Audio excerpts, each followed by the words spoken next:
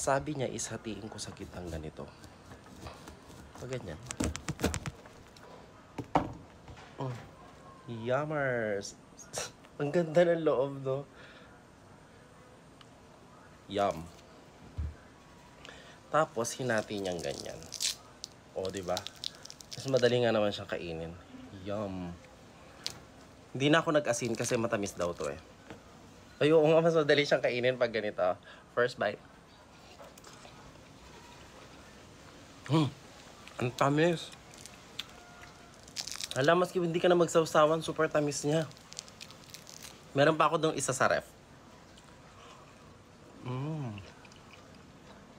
Hi guys, nakabili ko sa friend ko ng pomelo. Super liit, diba? For only 140 yung dalawa eh. Bali, 70 ang isa. So, guys, Davao daw to. Diba normally sa Davao is matamis tapos juicy. Try natin to. Open muna natin. Guys, ganito ako mag-open ng pomelo. Ayan. Ay, nakuwanan siya. Sabi nila pag nasusugatan daw is 1, diba? Wait, figure out ko kung paano ko ito buksan. Di ba sabi nila pag nasusugatan daw is pumapait? Buko ko lang din. Yan sabi nila ya. Red siya, oh. Sarap.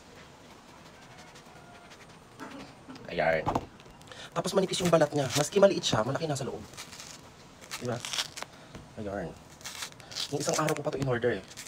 Nilagay ko lang siya sa ref. Hindi naman siya napanat. Hirap buksan. Super hirap ng buksan na. Ayan. Ayan. Ito yung mga pinagbalatan. Then, ang gagawin ko, may nakita kasi ko sa YouTube kung paano siyang kainin na mas madali. Diba? Kasi nung bata ako, pag nakakabili kami ng ganito, hinahati na namin sa gitna. Sabi niya, is hatiin ko sa gitnang ganito. Pag ganyan. Yummers! Ang ganda ng loob, no? Yum. Tapos, hinati niyang ganyan. O, diba? Mas madali nga naman siyang kainin. Yum. Hindi na ako nag-asin kasi matamis daw to eh. Ay, oo nga, mas madali siyang kainin pag ganito. First bite. Ang tamis. Alam, maski hindi ka na magsawsawan, super tamis niya. Meron pa ako dong isa sa ref.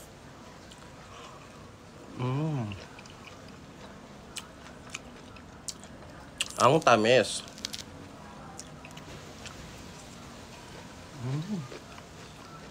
Ang sarap, ang juicy. Super tamis.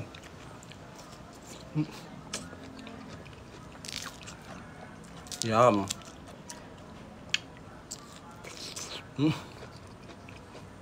Mas madaling ang kainin pag ganito, no? Ayan, igaganyan-ganyan mo lang siya.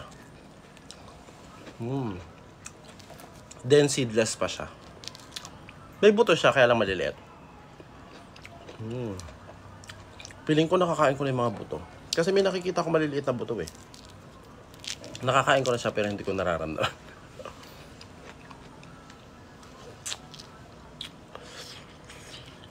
Harap.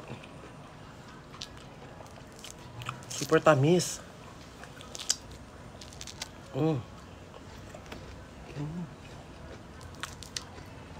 Tamis. Alam mo yung lima sasabi ko, super tamis and super juicy. May asim siya unti, pero hindi yung...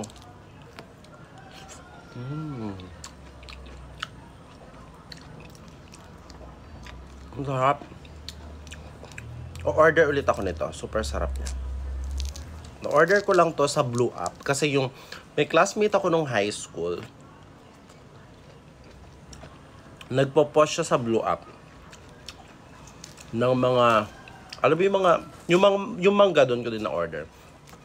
Yung mga hindi panahon na fruits, nakukuha niya. Kaya every time na magpo-post siya ng fruits na hindi panahon, umu-order ako. Ewan kung panahon nito. Yum. Ang sarap. Yummers. Yum. Bye.